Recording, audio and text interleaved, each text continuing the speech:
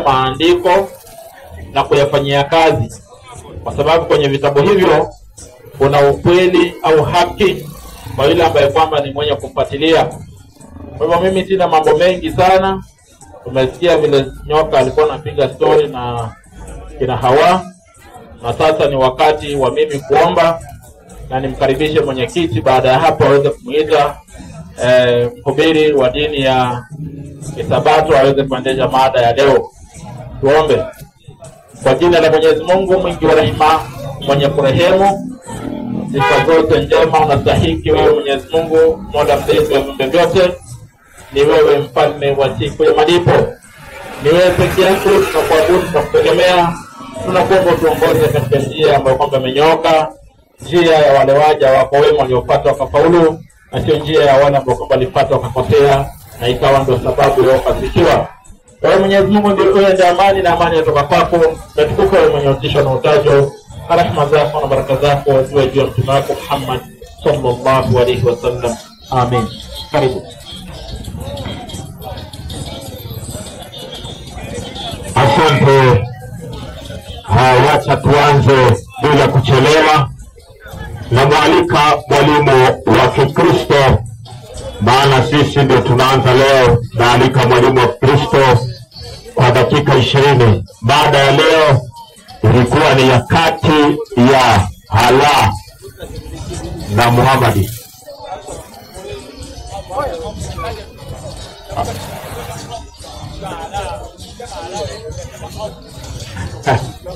Wanasema nitamke vizuri Kiarabu. Mada ya leo ni kati ya Hala na Muhammadi. Ni nani ndiye? Ni nani anayeabudiwa msikitini? Kati ya Muhammadi na Hala, nani anaabudiwa katika msikitini? Karibu mwalimu wa Kristo kwa dakika 20. Haya, sawa. Asante bwana mwenyekiti kwa nafasi hii. Mada ya leo kwa kweli itahitaji watu waweze kufungua upeo wa ufahamu, waweze kuelewa na nini kinazungumziwa. Nini kinazungumziwa? Mwalimu Kasina, naomba nipatie Yohana Injili 17:3. Kwanza niweke mazingira sawa iweze kuanza mada hii ya leo ambayo ni mada murua sana. Twende 17:3. Na uzima milele ndio huu. Kwanza Yesu alifundisha kwamba uzima milele ndio huu, wa kujua wewe Mungu pekee wa kweli. Miungu ni wengi, lakini kuna Mungu pekee wa kweli. Maliza na Yesu Kristo aliyemtuma. Hata leo nataka tuweze kujua msemaji. Huko msikitini kuna Muhammad, sawa na wale wapia huko, sawa. Tabaraka wa taala. Nani ambaye hasa anafanywa ibada kule, na hii ujue hii somo inahitaji uchimbe chini kidogo. Wazungu wanasema lazima ujue roots. Kama huwezi kujua roots ni kama mtu ambaye ndugu yangu huna mizizi utaanguka.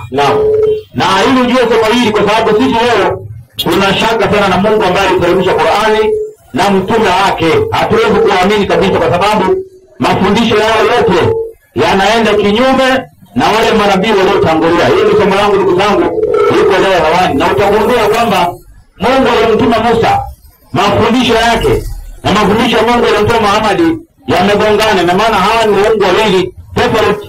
Maana ni Muhammad na Allah. Msemaji upo? Unashiba 42:10. Haya, Qur'ani nipatie kwanza. Qur'ani na mkilakiana katika jambo lolote safi, rejeleni kitabu cha Mwenyezi Mungu alafu na hadithi za mtume. Sasa kwanza nipatie mkweli mwaminifu asali kulamini, sawa na Yohana 3:4.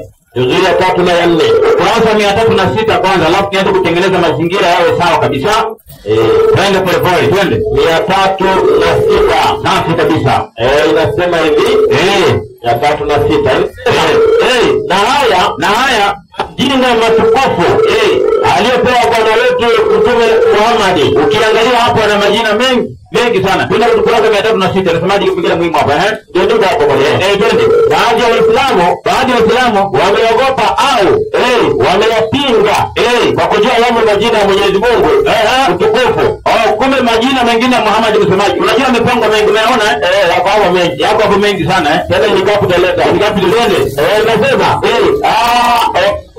anasema Waislamu wengi wameogopa au wamepinga kwa kujua alama majina ya Mwenyezi Mungu mtukufu kama vile la Jabbar. Kwa Allah anaitwa nani? Jabbar. Muhammad pia Jabbar. Kwa Muhammad na Allah anatumia jina moja. Hayo kwanza ni point za mfukoni. Naam. Ipatie Isaya. Point central. Isaya 42:8. Twende. Isaya 42:8. Kazi kabisa. Hiyo mpya. 42:8. Isaya twende. Mimi ni Bwana. Mungu ndiye Bwana. Hilo jina langu. Safi. Na utukufu wangu. Utukufu wa Mungu si tampa mwingine. Mungu hawezi kupeana utukufu au jina lake ampe mwingine. Hapo mwalimu hawezi basi. Lakini hapa Allah na Muhammad watumia jina moja. Nitatuambia kwa nini? Yaani Mungu anashare jina na binadamu kiumbe aliyemuumba, sawa tena Jabbar, sawa na unajua Jabbar ngani tutakuja kwa baadaye, sawa naam. Hizo ni 10 kule nyuma unajua mkokoto haya ndio kwa tunafundisha. Naam. Ipatie Qur'ani 39:29 alafu nianze kuangalia Arabuni inaitwa Arab. Yaani Arabu before Muhammad ilikuwaje? Ndio ile Mungu wale anaabudu kwa twende. 29 inasema hivi, safi. Mwenyezi Mungu anakupigieni mfano wa mtu mwenye mabwana washirika wanaogombana, safi, na wa mtu mwingine aliyehusika na bwana mmoja tu. Je, wako sawa katika hali zao? Alhamdulillah. Anamshukuru nani? Mungu. Anamshukuru nani? Mungu. Mkija kwa tusaidia alikuwa anashukuru Mungu gani wakati ndio Mungu? Alhamdulillah. Twende lakini wengi wao hawajui. Aiza basi shughulika na bwana wako mmoja tu. Ndio anaambiwa shughulika na bwana wako mmoja tu, Mwenyezi Mungu. Kumbe hili jina Bwana ni jina la nani? La Mungu. Na Mungu anaongea kwa Biblia akisema utukufu wake hata mpe mwingine. Kama ni Mungu safi. Wacha tuangalie msemaji Arabuni kabla ya Muhammad. Nipo. Kwanza nipatie Qur'ani 22:29 tanbihi twende. 22:29 tanbihi tutafute Mungu alikuwa kule alafu leo anaika mahukumu mpaka naona wako nayo hapa wako nayo. Itafanya kazi twende. Inasema kabla ya Uislamu hujakuja duniani Waarabu walikuwa wakitukuza Al-Kaaba. Kumbe Waarabu walikuwa na nyumba kubwa inaitwa Al-Kaaba. Wakati Uislamu hakuna dunia, hakuna Uislamu, hakuna msikiti, hakuna Qur'ani, hakuna sunna, hakuna chochote. Al-Kaaba iko. Hapo kuna shaka kubwa na mwalimu Naam. Nini kilikuwa kwa Al-Kaaba huko? Iko. Nipatie hiyo Qur'ani kwanza 5:2 tanbihi pale chini. Kuna maneno mazuri twende. Alafu ndio haraka na kutoa tutapatia habari nzuri sana twende. Fanya kazi twende. Hapo ndio inasema Al-Maida. Makafiri walikuwa wakenda huko Maka. Makafiri walikuwa kienda huko Maka. Uiji mbele ya masanamu yao. Wanaenda kuiji mbele ya masanamu yao. Waliotia ndani na nje ya Al-Kaaba. Kumbe msemaji wa Al-Kaaba huo wakati Uislamu hakuna. Naam. Kuna masanamu nje na ndani. Sawa Safi. Nje na ndani. Umenipata Bana. Nipatie raiba na makutoa. Leo ndio mambo wazi twende. Raiba makutoa. Safi. Kwanza 37 twende. Haya masanamu yalikuwa mengi sana. Mengi 360 mengi sana. Mengi tu mpaka maandali. Tunakuja. Ukurasa 27. Twende. Inasema Halil alimpa binti yake Rubei utawala wa Al-Kaaba na akamfanya Abu Rashdan ahodhe kuwa wakala wake. Abu Rashdan akasimamia Al-Kaaba kwa niaba ya Rubei. Halil alipokufa Hussein alinunua utawala wa Al-Kaaba. Alinunua utawala huo wa Al-Kaaba. Hii nyumba ambayo msikiti umejenga kuangalia kwa twende kutoka kwa Abu Rashdan. Kwa njia gani? Kwa mtungi wa pombe. Kumbe hiyo Al-Kaaba msemaji. Naam. Imenunuliwa kwa mtungi wa pombe. Na leo unaangalia msemaji misikiti yote imejenga kuangalia wapi? Al-Kaaba. Imenunuliwa kwa mtungi wa pombe. Na tuambie pombe ilikuwa aina gani? Ni kangara ama ni changao? Ukija baadaye tusaidie, sawa Twende kurasa 37 hapo twende. Kurasa 37. Safi. Inasema akarejea Maka. Alirejea Maka akiwa na sanamu liitwalo Hubal. Alikuwa na sanamu kubwa inaitwa Hubal. Akaliweka ndani ya Al-Kaaba. Kumbe kwa Al-Kaaba msemaji, naam, kulikuwa na masanamu mengi, lakini ndani yake kuna sanamu kubwa inaitwa nini? Hubal. Unanipata Naam. Inaitwa Hubal, sawa Huyo Hubal msemaji, naam, alikuwa ni mungu wa watu gani? Upo. Qur'ani 27 Farisi, sawa? 27. 91 twende. kitabu cha 91. Safi kabisa. Ili mwe twende. Yaani cheka vile anaelekea hapo. Twende. 27:91. Safi. Bila shaka. Nimeamrishwa. Muhammad anasema aliamrishwa. Nimeamuru nani? Mola wa mji huu. Wa Maka. Kumbe aliamrishwa abudi Mola wa Maka. Sawa Naam. Na Mola wa Maka, Mola wa Arabu msemaji alikuwa anaitwa nani? Hubal. Umenipata Bana. Hubal msemaji alikuwa ndio sanamu kubwa. Maana ndani kuna masanamu ya 360. Sawa Naam. Sasa twende msemaji kwa Hubal. Muhammad alipokuja alimfanyaje Hubal? Alimtonoa, alimtoa, alifanyaje huko? Qur'ani 38. Aya 4 na 5 soma. 38:4-5. Safi kabisa. Inasema na walistaajabu kurejea mwonyaji anayetokana na wao. Wale makafiri wa Maka walishangaa, kumbe sisi miongoni mwetu atatoka mtume. Mwalimu nasikia lugha Naam. Walistaajabu makafiri kwa ajili mwonyaji anayetokana na wao. Twende. Wakasema makafiri wakasema, huyu ni mchawi tena mwongo. Kwa nini? Twende.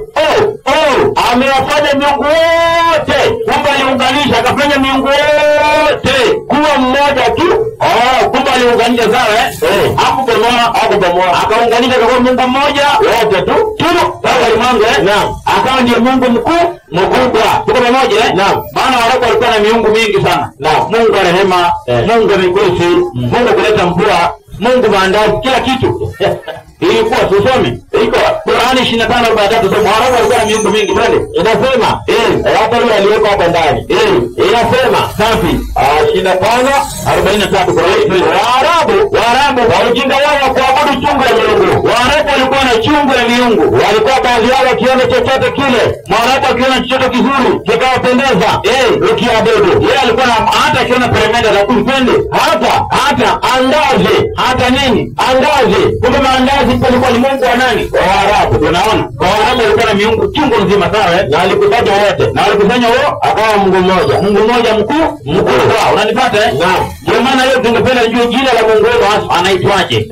Kwa sababu ukisema Allah msemaji Naam. Kiswahili ni Mungu. Jina lake nani? Kwa mfano sisi Kibiblia. Naam. Jipatie Zaburi. Aitapigie Mungu anasemaje? Na hapo kuna mandazi. Ndio. Kuna tingi, kuna huba wamejaa. Zaburi 18 inasema hivi. Nasoma kwa jina la Yesu. Safi. Wajua ya kuwa wewe uitoe jina lako Yehova. Jina lake anaitwa nani? Yehova. Ndiwe peke yako. Wewe ndiwe peke yako uliye juu ya nchi yote. Kumbe Yehova ako juu ya nchi yote. Ala yuko wapi? Huko. Qur'ani 11:7 soma. 11. Bwana bali mbele yetu na kazi twende. 11:7 soma. Alafu tujue msikitini leo unaomba nini ndugu zangu? Kama hakuna Mungu wa kweli tubatize twende. Suratul Hud. Ndio. Na yeye ndiye aliyeziumba mbingu na ardhi. Safi. Kwa siku 6. Na arshi yake ilikuwa juu ya maji. Kumbe kiti cha Allah kiko juu ya nini? Juu ya maji. Maji. Anakaa baharini, sawa Juu ya kuna wao unashuka kabisa. Hapo juu ya maji. Anakaa juu ya maji sawa. Fahamu alimango yuko juu ya maji. Mungu wetu yuko wapi msemaji? Naam. Zaburi 115:3 soma. Hatari sana. Zaburi 115:3 inasema safi. Lakini Mungu wetu sisi wa Kristo inasema lakini Mungu wetu yuko mbinguni. Yuko wapi? Mbinguni. Kumbe Mungu wetu maana ndio bingu, yuko mbinguni. Nipatie Samueli wa pili. Huyu kwa majini. Huyu kwa majini. Samueli wa pili. 7:22 soma. 7:22. Safi. Biblia inasemaje? Kwa hiyo wewe ndiye mkuu. Wewe Mungu wetu ndiye mkuu. Bwana Mungu. Kwa maana hakuna kama wewe. Wala hapana Mungu mwingine. Hakuna Mungu mwingine duniani ila wewe. Kwa Mungu wetu ndiye mkuu. Mbinguni na duniani hakuna kama yeye, wala mfano kuweka wakuu hakuna. Rudi Al-Kaaba msemaji. Al-Kaaba iliondoka mtungi hapo pombe. Hii Al-Kaaba ilikuwaje? Waliambiwa waabudu nani? Waislamu. Naam. Tumepata ndani ya Al-Kaaba kuna Hubal, sawa Naam. Sanamu kubwa. Waliambiwa waabudu hii ama waliambiwa waabudu mbinguni huko? Ndipo. Qur'ani sura 106. Sura 106 aya 3 twende. Sikiza maneno ndio haya twende. 106 aya 3. Safi kabisa. Inasema Suratul Quraish. ndio. basi na wamwabudu Bwana. Wamwabudu nani? Bwana. Wa nyumba hii. Nyumba gani? Al-Kaaba. Na tunaona Al-Kaaba msemaji ndani yake kuna masanamu. Ipatie maisha ya Muhammad. Kwa hiyo ndio mnaamua kuabudu. Kwa hakuna Mungu mwingine. Unafaa kuabudu Mungu Al-Kaaba ambaye ndiye Bwana wa Al-Kaaba. Mungu akina nani? Waarabu wapagana waleta sanamu kubwa huko alikende. Kurasa gani? Ukurasa wa 5 ile paragraph ya mwisho twende. Kurasa wa 5. Ndio Muhammad hata mwenyewe akizaliwa alipelekwa kuwekwa hapo. Wakati Al-Kaaba ilikuwa inashikiliwa na Makureishi. Makureishi ni semaji na mapinga kuabudu masanamu. Twende. Tena babu ndiye alikuwa anashika funga. Babu ndiye alikuwa anafunga twende. Pale alfajiri alipokwisha kuzaliwa mtume Muhammad alipenda kuitwa babu yake alienda kuitwa kuja kuona mjukuu wake. Babu huyo alifurahi sana. Na akamfunika na nguo.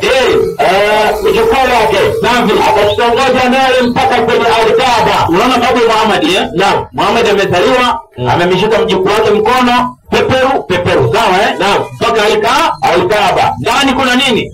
Masanamu sawa. Nje na ndani. Wakati wa Uislamu hakuna. Maliza. Akafungua mlango. Akaingia naye ndani. Akaingia naye ndani ya Al-Kaaba. Akasimama. Akaombea dua kwa mashairi mazuri ya Kiarabu aliyoyatunga mwenyewe. Unaona dua yenyewe wasema unasema nini Dahara aliomba kwa mashairi mazuri yaliyotungwa na yeye mwenyewe. Wapi? Masanamu. Iliomba kwa nani? Sawa mwalimu Hiyo dua iliomba kwa nani?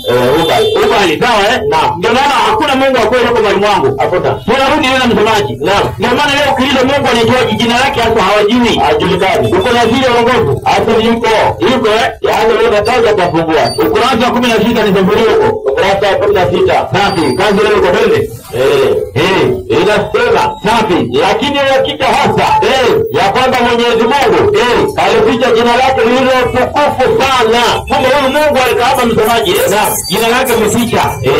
Tukufu twende. Hakuna anayelijua hata mtume hata Muhammad alijui jina tukufu sana la nani? La Mwenyezi Mungu. Tunaona leo anatumia jina gani kwa kuabudu? Allahu Akbar.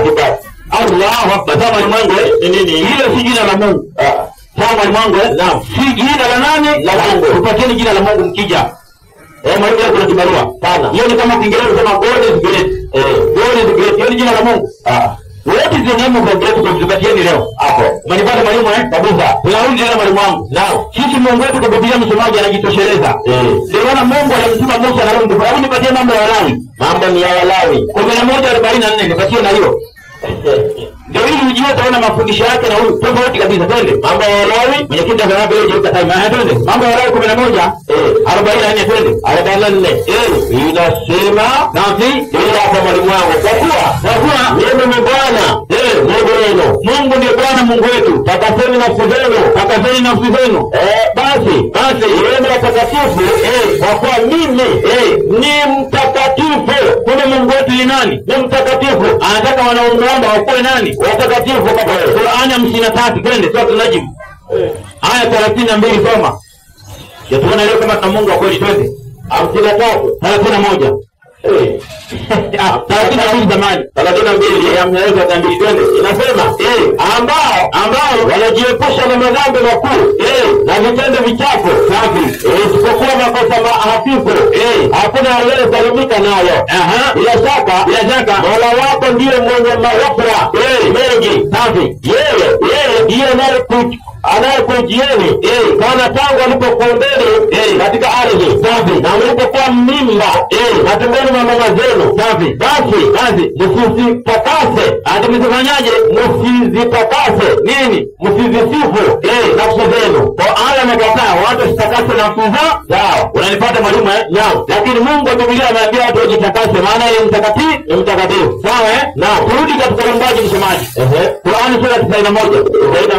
Leo nataka kupeana kidogo kiungo kwa 91 aya ya kwanza mpaka 5 soma. 21 aya ya kwanza inasema na hapa kwa jua na kwa mwangaza wake. Kwanza huyu msomaji Mungu Qur'ani anasema anaapa kwa jua na nini? Na mwangaza wake. Twende. Na kwa mwezi unapoliandama, na kwa mwezi pia anaapa, na kwa mchana unapolidhihirisha anaapa, na kwa usiku unapolifunika anaapa, na kwa mbingu na kwa aliyezijenga. Kwa mbingu na aliyezijenga. Maliza. Na kwa ardhi, na kwa aliyetandaza. Na kwa nafsi, yaani roho na aliyetengeneza. Kumbe msomaji naam, yeye anaapa kwa nafsi, sawa naam, kwa mbingu na pamoja na ardhi na yule aliyeziumba. Ina maana hakuumba, sawa Muulize Biblia msomaji. Naam, Mungu akiapa huwa anaapa kwa nafsi yake au nafsi ya vitu vingine? Huko Waebrania 6:13 soma. Waebrania 6:13 safi kabisa, wataelewa tu. Ndio kazi kutende 6:13 safi. Kwa maana Mungu alipompa Ibrahimu ahadi kwa sababu alikuwa hana mkubwa uliko wewe mwenyewe wa kumwapa. Aliapa kwa nafsi yake. Aliapa kwa nafsi yake. Kwa Mungu akiapa anaapa kwa nafsi yake. Kila mwingine huko. Tunaangalia msamaji. Naam. Juzi tuliambiwa Muhammad alienda mbinguni, sawa kifo cha miraji, sawa naam. Waje tuone mbingu alienda ni hapa duniani ama ni kule juu huko. Jipatie mkono mwaminifu. Kweli mwaminifu. Juzia 3:4. Juzia 3 kana kazi. Ukurasa wa 51. Leo kuna kazi hapo tena kubwa, bado tunarudi twende. Ukurasa wa 51. Safi kabisa. Kiongeza moja basi itakuwa balaa. Ndio hiyo. 51. Hapo juu kabisa hadithi ya kwanza twende. Inasema nilipochukuliwa safari ya miraji. Muhammad anasema alipoenda kwenye mbingu ile Mungu wake maana alienda. Nikawapitia nikawaona watu. Msomaji. Naam. Muhammad ameenda kwa Mungu wake, sawa akaona watu, twende. Nikaona watu. Wana makucha ya shaba. Watu wana makucha ya shaba, yani makucha kama ya chuma, twende. Hadi majini. Wanasema wakijikwaruza au watu wenyewe wanajikwaruza, wakijikwaruza nywele zao safi na vifua vyao. Nikasema Jibril, nani hawa ni nani jamani? Akasema hawa ndio wao ndio wale ambao wanaokula nini? Nyama za watu. Wanakula nini? Nyama za watu. Kumbe aya anaishi na viumbe, sawa zinakula nyama za watu. Tuambie hawa kama zina jini ni nani? Saidia Mungu wenu. Bali. Kwa Mungu anaishi na viumbe vinavyokuja shamba na wanakula nyama za watu. Ndio wana msemaji. Na wanajipatia nipatie Ayubu. Ayubu 22:21 malizia. Twende. Ayubu 22:21 twende, muda wangu nakupa, twende. 22:21 nasema maada tamu, twende. Mjue sana Mungu ili uwe na amani. Kumbe nafaa watu mjue sana Mungu. Piga aya 12 hapo. 12 nasema Mungu yuko mbinguni juu. Mungu yuko mbinguni juu. Tazama umbali wa nyota jinsi zilivyo juu. Mungu akai na watu ambao wanakula nyama za watu. Hawa ni makucha ya shaba. Huyo sio Mungu wetu abadan. Huyo sio Mungu kweli kabisa. Huyo ndugu zangu ni jini, si Mungu kweli. Hakuna kabisa bali.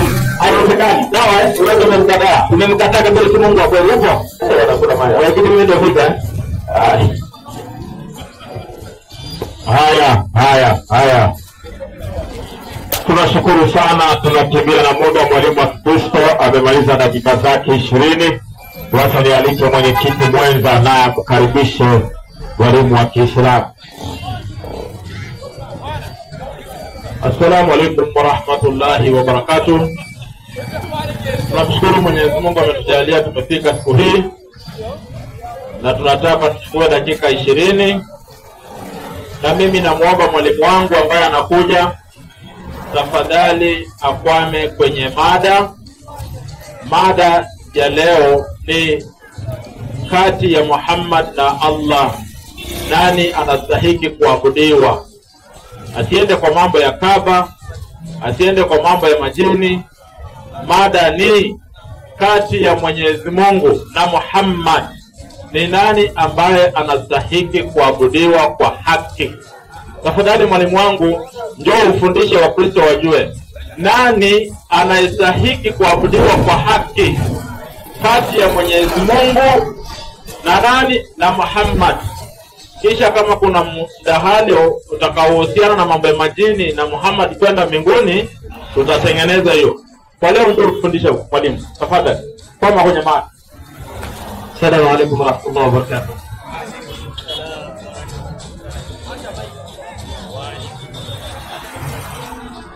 unakuwa na wasiwasi sana. Unaanza kuigiza basi jana.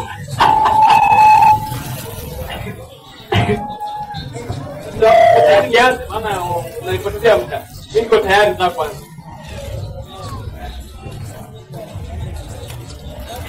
Imeeleweka kati ya Allah na Muhammad wa kuabudiwa mtume na anabudiwa Mwenyezi Mungu. Tumesema wote ni haya.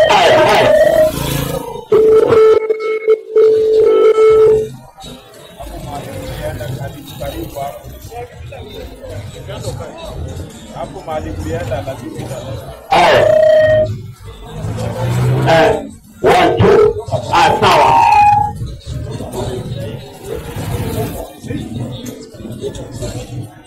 Sawa. Haya. Kabisa hapo iko sawa mwalimu. Basi ndio tumeanza sio? Alhamdulillah kafa wa sallallahu wa sallam ala al-Mustafa wa ala alihi wa ashabihi wa man tabi'ahum bi ihsan ila yawm al-din. Rabbi shrah li sadri wa yassir li amri wa hlul 'uqdatan min lisani yafqahu qawli wa ba'd. Baada kumshukuru Mwenyezi Mungu na kumtakia rehema wa rehema Mtume Muhammad sallallahu alaihi wasallam, nafurahi sana na nashangaa na mwalimu Onyango jana walitangaza mada lakini leo wapiga mtama. Sasa wacha nimfundishe pole pole. Mkitaka mada ya Al-Kaaba, majini na mashetani, wekeni tuwafundishe taratibu dini gani ya mashetani. Tuone kama mtaepuka hapo. Kwanza mwalimu wangu, naam nipo. bwana huyu ametaja mambo mengi sana. Na mimi nataka nimtie chuoni vizuri kwanza, maana hamjui Allah ni nani. Sheikh Ahmed, kwanza utanisaidia hiyo Yohana 3:16 utanisomea kwa Kiarabu. Yohana 3:16. Yohana 3:16 kwa Kiarabu. Alafu baada ya hapo nataka niwatie chuoni, maana wakati mnazungumzia Allah ni kama hamjielewi. Kwa sababu ukikuja useme kwamba kati ya Muhammad na Mungu, kati ya Muhammad na God, kati ya Muhammad na Nyasaye nani wakusudiwa, ni kama hujielewi. Maana Allah ni jina la Mwenyezi Mungu katika Kiarabu. Sasa ukisema kati ya Muhammad na Allah, hujielewi ama haupo. Hiki ni kitabu, hii ni Biblia ambayo kwamba nyinyi mnaitumia NIV. Yohana 3:16 mwalimu wangu, muda mchache. Hakadha ahabba Allahu al-alam. Endelea. Wahada huwa al-hukm.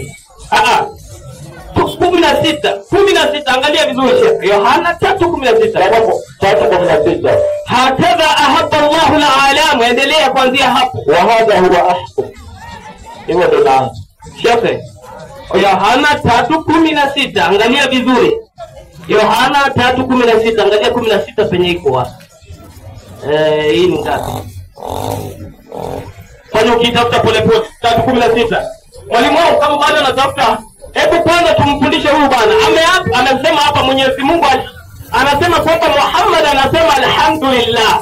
Anamshukuru Mungu gani? Hebu mwalimu wangu kwanza nisaidie Zaburi 82:2. Kwanza tumuonyeshe kwamba Mungu wake pia ako na Mungu mwingine. Zaburi, usikilize vizuri. Kama ni Onyango ama ni Kasina moja. Zaburi ngapi mwalimu? 82:2. 82. Ukikuja hapa utuambie huyu Mungu ambaye ako na Mungu mwingine ambaye mnamwabudu ni Mungu gani? 82:2. Inasema mwalimu. Inasemaje? 82:2. Ndio. Hata lini mtawakunya dhulma? Zaburi 82:2. Ndio 82:2 mwalimu. Hata lini mtahukumu kwa dhulma? Kwanza moja. Mungu amesimama Hiyo katika kusanyiko la Mungu. Mungu amesimama kwenye kusanyiko la Mungu. Endelea mbele. Kati ya Mungu anahukumu. Mungu amesimama katika kusanyiko la Mungu. Katikati ya Mungu anahukumu. Mkija hapa katikati ya miungu mwalimu. Katikati ya miungu. Mkija hapa anahukumu. Mtuambie huyu Mungu wenu ambaye amesimama katika kusanyiko la Mungu, ambaye anahukumu katikati ya miungu ni Mungu gani? Mwalimu wangu. Kwa hivyo moja kwa moja tunataka tufundishe Muhammad. Naam. Na Mwenyezi na Allah. Nani anayeabudiwa msikitini? Naam. Hebu kwanza nisaidie Qur'an 2:21. 2:21 Al-Farsi mwalimu. Yoyote nitatumia. alafu nataka kupitia katika haya mambo yake. Ameeleza mambo hapa, nilikuwa nacheka tu pole pole. 2 ngapi? 2:21 Qur'an. 2:21 inasema, enyi watu, muabuduni Mola wenu, Ndio ili mpate kufanya nini? kuokoka. Kwanza Mwenyezi Mungu anasema katika Qur'an, anatuambia sisi tumwabudu Mwenyezi Mungu. Huu ni wahi aliponuliwa Muhammad sallallahu alaihi wasallam, kwamba tumwabudu Mwenyezi Mungu ili tupate kuokoka. Mwalimu wangu, Yesu pia alijua kwamba bila Mungu hawezi okoka. Nisaidie na Zaburi 3:7. 3:7 mwalimu. Kuja hapo pitia mapito haya moja kwa moja. 3:7. 3:7 mwalimu, nimefika 3:7. Waibrania 3:7. Waibrania 3:7. Waibrania 3:7 mwalimu, acha nifike kwa haraka. Inasemaje? Kitabu cha Waibrania 3:7. Wacha nifike mwalimu. Kama wapaka maana mambo yake ni haya. Nimefika mwalimu. Inasemaje? 3:7 nasema, kwa hiyo kama nenavyo Roho Mtakatifu, ndio leo kama mtasikia sauti yake, ndio usifanyie migumu mioyo yenu, ndio kama wakati wa kukasirisha siku ya kujaribu katika jangwa, ndio hapo baba zenu waliponijaribu, ndio wakanipima, wakaona matendo yangu miaka 40. ndio Kwa hiyo nilichukizwa na kizazi hiki, nikasema siku zote ni watu waliopotoka mioyo hawa. Mwalimu wangu, kwa sababu ya muda enda 5:7. Yaani haya kwanza inaeleza kwamba baada ya kuwa wameasi, Mwenyezi Mungu aliwahukunia kuwaadhibu. Na Yesu kwa kuwa alifahamu haya, wakati ameingia katika mateso kwa imani yao, yeye alimkimbilia huyo kwa ajili ya kumsaidia. Nimalizie kwanza hiyo Ibrania 5:7. Yeye siku hizo za mwili wake, Yesu wakati wa mwili wake alimtolea yule awezaye kumwokoa na kumtoa katika mauti, ndio maombi na dua, ndio pamoja na kulia sana na machozi, ndio alisikizwa kwa jinsi alivyokuwa mcha Mungu. Mwalimu wangu, kwamba Yesu alimtolea maombi na dua yule awezaye kufanya nini? Kumwokoa. Na katika Qur'an 2:21 ni kwamba tumeambiwa tumwabudu Mwenyezi Mungu ambaye ndio tupate kufanya nini? Ili tupate kuokoka. Hata Mungu wao kwa imani yao pia naye anamwabudu nani? Anamwabudu Mungu. Mpatie mwalimu wangu hiyo anisemee Yohana 3:16 kwa Kiarabu. La'annahu hakadha. Ndio? Ahada Allahu la'ana. Hapo ndio nataka rudia tena. لأنه هكذا أحب الله. hivi لأنه هكذا أحب الله. Kwa maana jinsi Mungu aliupenda. Mungu imetajwa katika Kiarabu Allah. Ukikuja hapa Onyango ama Katina na kupatia challenge, kuja hapa ufute neno hili Allah, kwamba huyo Allah mliyemtaja hapa, mliyemzungumzia hapa sio huyo. Na kama ni huyo mtuambie, bado ni shetani akikuja huko kwenu. Usisahau mapito haya. Mwalimu wangu, sawa niko. Sasa amesema kwamba majina ya Mwenyezi Mungu anataka kuyajua. Hebu kwanza nisaidie Qur'an 7:180. 7:180 al-Karim mwalimu. 7:180. 180. 7:180. Wangu nataka nifundishe alafu ndio nikufanye. 187. Wacha nifike mwalimu. Yaani wakati unamzungumzia Mwenyezi Mungu, ulikuwa na nafasi ya kueleza kati ya Allah na Muhammad. Umekuja hapa Al-Kaaba, kuna nyama. Mweke mada hiyo ya majini na mashetani, dini gani inayopata? Mtuachie chuoni papa hapa. Kieleweke. Yaani tena mwalimu inasemaje? 80. Na Mwenyezi Mungu ana majina mazuri. Sikiliza, wanyango mliuliza majina ya Mwenyezi Mungu, yasikilize haya majina hapa. Mwenyezi Mungu ana majina mazuri. Kuombeni kwa hayo. Ndio. Na acheni wale wanaoharibu utakatifu wa majina yake. Kwanza ukinaonyanga wakati mnaharibu utakatifu wa majina ya Mwenyezi Mungu, msikilize haya maneno ya Mwenyezi Mungu. Majina yapi mwalimu wangu? 17:110. 17:110 nasema. Muombeni Mwenyezi Mungu kwa jina la Allah ama au Ar-Rahman. Ukikuja hapa ufute hili jina Ar-Rahman sina mwingine. Haja mwalimu wangu. Naam. Wacha nimuongeze tena nimdhibitishe hilo jina limethibitisha 55 moja Qur'an. 55 moja Qur'ani kwa haraka. Hiyo tena unajua kwamba jina la Allah lipo. Ana majina mengi. Ukisema moja Al-Jabbar tutakufundisha Al-Jabbar. Wote ni maana ya majina ambayo tufundishe. 55 moja sura Ar-Rahman. 55 moja mwalimu nimefika. Ar-Rahman. Anzia hapo inasemaje? 55 moja. Mwalimu wangu mkono upaka. Wacha nimefika mwalimu. Haya. Inasemaje? Mwenyezi Mungu mwingi wa rehema ndio amefundisha Qur'an. Ndio ameumba mwanadamu. Sikiliza, huyu Ar-Rahman amefundisha mwanadamu.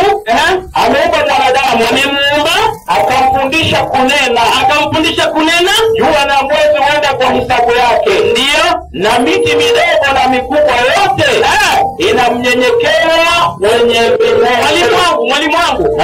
Maka ni mji si mji? Ni mji. Al-Kaaba iko katika mji ama si katika mji? Katika mji. Sasa wakisema kwamba Mola wa mji huu ama Mola wa nyumba hii alikuwa anataraja aseme Mola wa Onyango.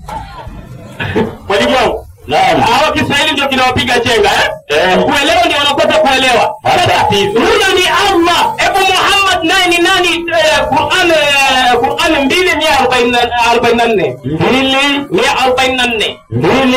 244 Al-Karim. Inasemaje? Inasema mwalimu. Inasemaje? Lakini tukiona 344. Ni 344 hii 244 ni Al-Kaaba. Hiyo yake nitampata huko kama muda mtakutanimusa. 344 144 mwalimu. Inasemaje? Inasema na kwa Muhammad. Sikiliza, Muhammad mnayemzungumzia ila ni mtume tu. Hakuwa Muhammad ila ni mtume tu. Endelea mbele. Yaani Muhammad sio Mungu. Endelea mbele. Walipita kabla yake mitume walipita mitume wengi kabisa. Mwalimu, hao mitume ni akina nani? 572 Qur'an. 572. Pole 572 Qur'ani. Onyango kikuja kupitia mapito haya. 572 nasema mpaka 75. Bila shaka wamekufuru wale waliosema Mwenyezi Mungu ni Masihi Isa bin Maryam. Bila shaka kina Onyango wamekufuru wakimuita Yesu ni Mungu, na hali ya kuwa Masihi alisema, Yesu mwenyewe alisema nini? Enyi wana wa Israeli, abuduni Mwenyezi Mungu Mola wangu na Mola wenu. Ndio. Kwani anayemshirikisha Mwenyezi Mungu hakika Mwenyezi Mungu atamharamishia pepo. Endelea. Na mahali pake patakuwa ni motoni. Na madhalimu hawatakuwa na wasaidizi wa kusaidia siku ya Kiyama. Enda mbele. Kwa hakika wamekufuru wale waliosema Mwenyezi Mungu ni mmoja katika wale waungu watatu. Ukisema Mungu ni watatu mmekufuru. Endelea mbele. Ndiye watatu wao. Ndio. Hali hakuna Mungu ila Mwenyezi Mungu mmoja. Hakuna Mungu ila huyo Allah unayemzungumzia hapa. Endelea mbele. Ndio. Na kama hata hayo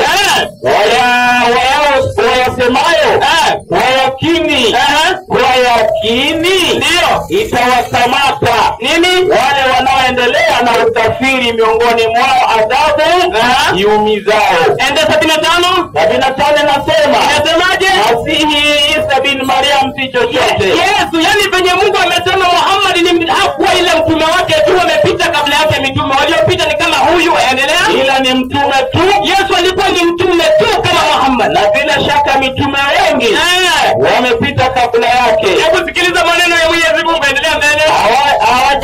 Hawajaona na mama yake ni mwanamke mkweli. Mama yake alikuwa mwanamke mkweli, na wote wawili walikuwa wakila chakula wakienda wapi? Na wakienda choo. Yani basi waungu gani wanaokula na kwenda choo? Tazama jinsi tunavyobadilisha haya, kisha tazama jinsi wanavyogeuza kuacha haki. Mwalimu wangu, nadhani kwanza tayari imeeleweka Allah ni nani, Muhammad ni nani. Tuchukue hiyo asili ya uongofu ya Qur'an. Asili ya uongofu amesema Allah anaapa kwa Mungu mwingine. ukurasa wa 240 nisomee hiyo tafsiri ya hiyo sura Ash-Shams. Inasemaje mwalimu? Anzia kwa tanbih yenyewe ukurasa wa 240. 240 anza maelezo yake. Anzia hapo moja kwa moja. Inasema na hapa kwa jua, Mwenyezi Mungu anaapa. Allah ulisema aliapa, ndio ni kweli hapa kwa jua na mwangaza wake. Ndio jua linatoa mwenge. Anzia hapa. Okay na inasema mwalimu, inasemaje? Anaapa kwa alivyoviumba. Mungu anaapa kwa vyenye aliumba mwenyewe na kwa kazi za hivyo vitu alivyoviumba. Ndio. Na kisha ataapa kwa aliyeviumba ambaye ni Mwenyezi Mungu, muumba Mwenyezi Mungu muumba mkubwa wa hivyo alivyoviumba. Endelea. Naendelea kisema na hapa kwa jua na mwangaza wake. Ndio. Jua linatoa mwenge. Ndio. Ukaona kila kitu pembezoni mwake. Kuna point umeruka mwalimu wangu. Anzia hapa. Niruke huko. Anzia hapo. Na pia hii ni 241. Anzia Mwenyezi Mungu inasema hapo kwenye inatika kalamu. Mwenyezi Mungu taapa kwanza kwa mbingu, kisha taapa kwa taadhima zake. Ndio. Yeye mwenyewe aliziumba hizo mbingu. Mwalimu yeye mwenyewe aliziumba hizo mbingu. Rudia tena. Yeye mwenyewe ndio aliziumba hizo mbingu. Kwamba aliziumba mbingu kwa uwezo wake. Ndio. Na kwa nguvu. Naam. Yaani kwanza Mungu anapoapa, anaapa kwa utukufu wake, si kwa mwingine. Ukikuja hapa futa hiyo. Mwalimu wangu? Naam. Enda ukurasa wa 420 sura Ikhlas, piga mara moja. Ni ngapi? 420. 420 mwalimu. Yaani leo sioni kazi hapa. 420. Mkitaka mada ya jinda mashetani I challenge you, ile teni tuachie tuone. Na yanze juu mwalimu. Anzia maelezo tu hapo moja. Baadhi makafiri wa Maka ungeanza na sura yenyewe kwanza. Sura yenyewe inasema kwa jina la Mwenyezi Mungu mwingi wa rehema mwenye kurehemu. Ndio. Sema. Ndio. Yeye ni Mwenyezi Mungu mmoja tu. Yeye ni Allah wa pekee. Mwenyezi Mungu mwenye kusudiwa. Hakuzaa wala hakuzaliwa. Ukisikia mwenye anazama mwenye anazaliwa si Mungu, wewe binadamu. Kama yule ndio wenu ni feki. Wala hana anayefanana naye hata moja. Hakuna mwenye anafanana naye. Ukuja hapa na baada sikida nini tukutie chuoni tena. Endelea mbele. Inaendelea kusema. Unasemaje? Baadhi ya makafiri wa Maka wanasemaje? Walimuuliza Mtume sallallahu alaihi wasallam, Muhammad, tuambie kuhusu sifa za Mola wako. Yukoje? Yeye ni wa dhahabu au wa fedha au wa chuma au wa ubao? Ndio. Au yani walikuwa na maswali kama ya kina Onyango hivi. Endelea. Hiyo ikawa sababu ya kuteremka sura hii, ndio ya kumtakaza Mwenyezi Mungu na kila sifa mbaya ndio za kishirikina kama za wanaosema Mungu ni watatu. Inasemekana kwamba walimuuliza Mtume sallallahu alaihi wasallam, ndio ni Amr bin Tufail na kwamba na Arbid bin Rabi'i. Basi Mwenyezi Mungu alimwangamiza Arbid moto wa radi. Imeeleweka wa radi. Mwalimu, alimwangamiza na ugonjwa wa tauni. Imeeleweka mwalimu. Kwamba huyo Allah ni wa kipekee. Nichukulie Riyadhus Salihin. Riyadhus Salihin ilikuwa hapo. Nipigie ukurasa wa 145. Ukurasa wa 145. 45 mwalimu. Mtaelewa tu. Nipigie hadithi ya 168. 45.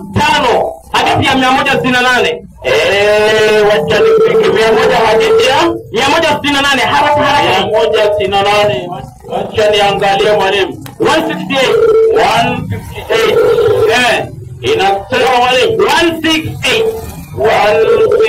Inasemaje wangu? Imepokea kutoka kwa Abu Hurairah kwamba ilipoteremka aya ifuatayo kuwa Mtume sallallahu alaihi wasallam vilivyomo mbinguni na vilivyomo duniani ni vya Mwenyezi Mungu. Ndio. Na mkidhihirisha yaliyomo katika nafsi zenu, ndio, na mkayaficha, Mwenyezi Mungu atakuhesabuni kwayo. Ndio. Jambo hili lilikuwa ngumu kwa masahaba wa Mtume sallallahu. Mkono hapa kama hivyo, wakaja kwake na kupiga magoti na kusema, ewe Mtume, ewe Mtume. Mwalimu, wakamuita wewe, ewe Mtume, wakamuita wewe, ewe Mtume. Tumekhalifishwa na amali ambazo hatuna uwezo nazo. Ndio. Miongoni mwao ni swala na jihadi na kufunga na sadaka. Ndio. Kwa hakika umeteremshiwa aya hii, nasi hatuna uwezo ndio wa kuitekeleza. Ndio. Akasema Mtume sallallahu alaihi wasallam, yani bado anaitwa mtume. Nataka kusema kama waliosema watu wa kitabu Wayahudi na Wakristo, yani walivyosema hao kinaonyesha ilikuwa kabla yenu, tumesikia na tumeasi. Alafu mwalimu, kabla umalizie, wakikuja hapa walisema kwamba Muhammad alisilimisha shetani. Ukikuja hapa mtuambie kabla hajasilimisha alikuwa wa dini gani? Sisi tunasema Kristo alitangulia. Mtuambie alikuwa wa dini gani? Endelea mbele mwalimu. Endelea mwalimu.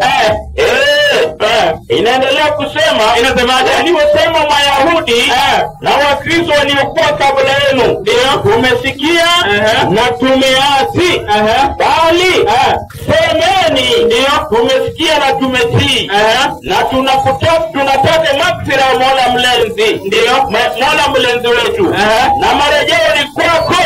Masahaba wakasema tumesikia tumetii, tunakutaka maghfira kwa Mola mlezi wetu, ndio, marejeo ni kwako.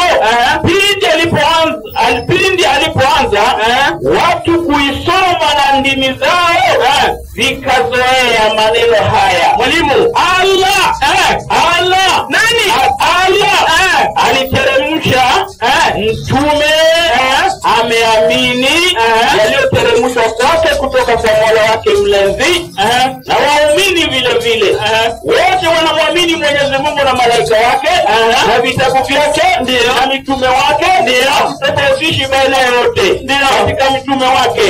Waumini husema tumesikia na tumetii.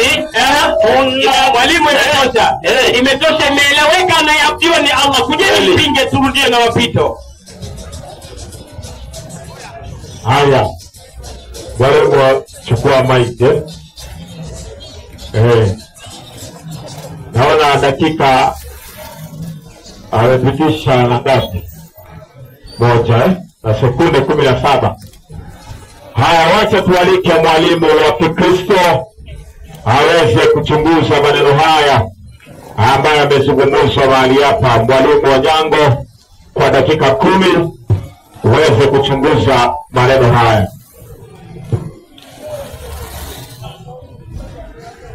Haya, sawa kabisa. Mwalimu wangu yuko sana, mambo mazuri kabisa. Kwanza mada ya leo ni murua sana ndugu yangu iliyotoka uwanjani hapa. Na mada ya leo inasema, kichwa cha habari kati ya Allah subhanahu wa ta'ala, je, mnafikiri kwa Mwenyezi Mungu na Muhammad SAW, yupi ambaye mnaabudu kule ndani? Na nikakupatia uchambuzi wa kina historia ya Waarabu kabla ya Uislamu. Waarabu walikuwa na mungu mkubwa anaitwa Hubal, alikuwa amewekwa ndani ya Al-Kaaba. Kwa Al-Kaaba si mada nyingine, ni ndani ya mada kabisa. Kwa nini ndani ya mada, msemaji? Sawa, Qur'ani 106 aya 3. Nyinyi mliambiwa maabudu Mungu Al-Kaaba, sio mbinguni. Sikia kwa makini. Na hiyo Al-Kaaba unaona kusimamisha kwake, kwanza tumeona ilinunuliwa kwa mtungi ya pombe, hawajapinga. Sawa hiyo kulikuwa na salamu Hubali, hawajapinga. Ina maana nakubaliana na sisi, maana ni ndani ya vitabu. Twende. Basi hawaabudu Bwana wa nyumba hii nini? Al-Kaaba. Na Al-Kaaba ilikuwa na Mungu wake, tumeona kabisa. Anaitwa nani? Hubal. Sawa Mungu mkubwa. Jambo lingine msemaji? Waarabu walipenda sana kubusu jiwe na kuabudu jiwe. Baada ya mawe ilikuwako. Huko kabisa. Ipatie vipo hiji ama leo majani, wewe unapata wote nzuri, twende. Ukurasa 29 sema. Sema hivi. Safi? Ukurasa 29. Hata Asad. Jiwe jeusi. Baada ya kuanza kuzunguka Kaaba. Hii Kaaba tunazungumzia ndio mambo maabudu huyo Mungu Al-Kaaba. Kama mwalimu Naam. Bado topic pale. Unanipata msemaji? Kwanza. Tunaangalia Mungu wa kweli. Hawa wameambiwa waabudu Mungu ambaye yuko Al-Kaaba ndani, sawa Hajar Aswad jeusi. Twende kabla ya kwanza kutoka Al-Kaaba. Ndio uzuri kwanza kuiondoa Hajar Aswad jeusi lililoko pembeni ya Kaaba. Kule pia kando ya Kaaba kuna nini? Jiwe jeusi. Ndani ya Al-Kaaba msemaji kuna sanamu kubwa linaitwaje? Angalia msemaji mambo hili.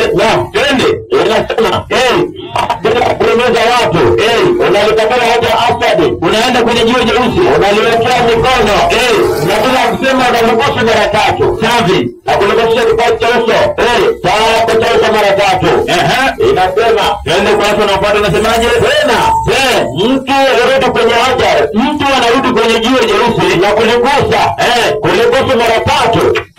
mara 3 mara 3 twende na kukufusha kipaji cha mara 3 alafu kama vile mwanzo tena utasemaje? Allahu Akbar mara ya kwanza, Allahu Akbar mara ya pili, Allahu Akbar mara ya 3. Nani mwambie Allahu Akbar? Nani? Na waabudu Mungu Al-Kaaba. Hiyo ndio maana leo ndugu zangu wapenzi, huyu Al-Kaaba ndiye Mungu. Unajua ukisema tu Mungu ni mkubwa haitoshi. Ukiita Allah msemaji na lazima ndio wewe unamuita, maana hata kuna sanamu utaita Allah. Sawa huyo Allah unamuita ni nani? Kwa nini? Mwalimu. Matendo ya Mitume 19:27. Waje nikupatie mfano leo hai ndio hapa. Waefeso kwa alikuwa na Mungu wao mkubwa.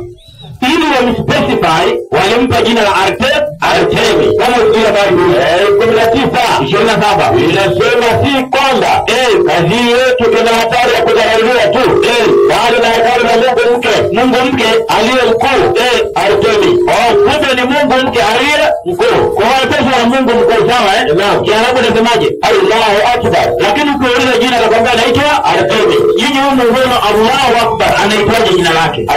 Hajulikani. Tunaona Muhammad hajui jina lake. Wala kuna najua msemaji mpaka leo mpaka kesho. Hiyo haijulikani. Tuweke pembeni. Tunarudi kwa sifa ya Mungu kwa msemaji. Nipatie Qur'ani huko. Qur'ani afira yunga. Kwanza 433 leo kazi uko twende. Inasema safi. Wanasema Mwenyezi Mungu. Wanasema Mwenyezi Mungu atauliza siku ya kiyama vipi? Yenye kwa nini amwende kuta wanakokwenda watu? Wakajibu Mola wetu hatujamuona. Akasema ikiwa mtamuona Mola wenu mtamjua kwa alama gani? Ikiwa mtamuona Mungu wenu Allah mtamjua kwa alama gani? Wakajibu kati yetu sisi na yeye iko alama gani? Ikiwa mtamuona tutamjua. Ipi? Akasema alama gani hiyo? Mara Mwenyezi Mungu Allah Tabaraka wa Taala akafunua muundi wa nini? Yaani Allah akona muundi kutoka nyoroni mpaka kwenye mapaja. Kumbe unasemaje ni kiumbe kutoka nyoroni mpaka kwenye mapaja ili wamjue Mungu wao. Wewe unataka tuje mnaabudu kwa nini? Yupi anaitwaje? Kipengele cha pili wanasema wao wataendelea kutupa jehanamu. Jambo la pili, siku ya kiyama wao watatupa jehanamu mpaka watamalizika na jehanamu. Waseme kuna wengine utaendelea kudai mpaka Mwenyezi Mungu Allah ataweka guu lake sio miguu. Hakuna nini? Hakuna guu moja. Sawa hakuna moja. Kama na miguu miwili wapi haya? Kumbe ana guu moja. Sasa msemaje? Ataka jehanamu. Kipengele cha 3 inasema njoo vunje yote katika wakati mmoja macho ya Mwenyezi Mungu yalikuwa yanauma, macho ya Allah yalikuwa yanafanyaje? Yanauma. Twende na malaika walikwenda kumuona. Kumbe kuna siku Mungu alikuwa admitted. Sawa anaitwaje Mungu? Allah hajulikani. Alikuwa mgonjwa. Malaika akaenda kufanyaje? Malaika akaenda kukabilia mgonjwa. Basi hiyo ilipeleka machungwa au nini? Afutusaidie walimu hapa. Kumbe kuna wakati alikuwa mgonjwa admitted kama hivyo. Macho yake yakawa mekundu kwa sababu ni mgonjwa. Na alimwambia kapona utakusaidia. Hiyo ni kipengele cha 3. Sababu zaje nivutie alimu marijani. Nimeweka kipengele cha 3 hapo. Kamaje tu. Hadithi 1000. 855. Unakwenda kitabu. Anakuja kuomba elimu. Hapa ni darasa kubwa. Twende. Asante karibu sana. Hii ni kazi tibali. Twende. Aweke miraka. Twende. Kwa 100. 1000 tukaina twende. sidhani ndio nasema. Inasema hivi, hadithi ya Anas, amesema, mtume Allah amesema, Muhammad amesema, hakuna mtume aliyetumwa isipokuwa amewatahadharisha watu wake na nini? Na mwenye jicho mmoja, yani mwenye jicho moja mrongo. Kuwa yeye ana jicho moja. Kumbe Dajjal ana jicho moja. Twende. Na hakika Bwana wenu, yani Allah Bwana wenu hana jicho moja. Kumbe Allah hana jicho moja. Hiyo ni point ukija hapa ndugu yangu elewe. Dajjal ni antichrist, sawa? Hakuna jicho moja hapa. Lakini Mungu hana jicho moja. Bi maana na ngapi? Mawili. Twende. Kati ya macho yake. Kati ya nini? Ya macho yake. Macho ya nani? Ya huyo Allah. Sio Dajjal kuna jicho moja. Haya kuna macho mawili. Kati ya macho yake ameandikwa neno nini? Kafiri. Pameandikwa nini neno? Kafiri. Ile macho kati ya macho yake. Wakija tuambie msemaji, haya maneno ni kweli au ni uongo? Hata hapa tena hapa kuja asema vizuri. Twende. Hiyo ni kipengele cha 4. Naam. Kipengele cha 5. Kipitie swali kwa mimi. Wana jambo lazika ndio wana hapa kuna hatari. Huko mwalimu wao. Tuanze msana moja juzia pili na tatu twende. Leo ni juzia pili na tatu. Hapo kazi zipo twende. Ukurasa 50 na 51 twende. 51. Inasema ndio vya ajabu twende. Nilipochukulia safari ya Miraji, wewe Muhammad, nikapitia. Nikaona watu wana makucha. Yaani Muhammad alipoenda kwa Mungu wake Allah, alikutana na watu wana makucha ya nini? Ya shaka. Wana makucha ya shamba twende. Wakijikwaruza wote zao. Na vifua vyao. Safi. Nikasema, Jibril, nani hawa? Hawa ni nani hawa? Akasema, Muhammad akaambiwa, hawa ndio wale ambao wanaokula nyama za nini? Za watu. Wanakula nini? Nyama za watu. Na kutoa ruko zao. Kumbe msemaji, naam. Allah ndio tunataka dada tujue Mungu aina gani? Ajulikane. Kwanza anaishi na viumbe wanaokula nyama za watu. Ukija mtusaidie hawa wanaokula nyama za watu. Msemaji, ni viumbe aina gani? Maana wewe ukija leo utakuwa sasa kizi ndio kama ni mnaenda. Ni wangu naam. Unaenda kwa majini sana. Hicho kipengele cha tumeweka fahamu moja. Kipengele cha 6 nimeweka hapa. Unatumia jina moja huko? Yupo. Ukurasa 192. Hapo. Tulisoma ile ukurasa sawa Waja ukurasa 192. Unatumia jina moja wote. Hiyo moja hajavunja inarudi tena kwa meza. Twende. Safi. Ile. Pesa 162. Ananichukua mayunga hapa kama tutasema itakuwaje? Amechukua mayunga jamaa. Umefika? Kisema mbili. Kipengele mwalimu. Naam, ukianza 306 samahani sana twende. Ndio maana hapo bwana. Hiyo nyingine itakuja baadaye twende. 306 nasema. Safi. Na haya majina matukufu aliyopewa Bwana wetu Muhammad, aliyopewa huyu Muhammad mtume wao.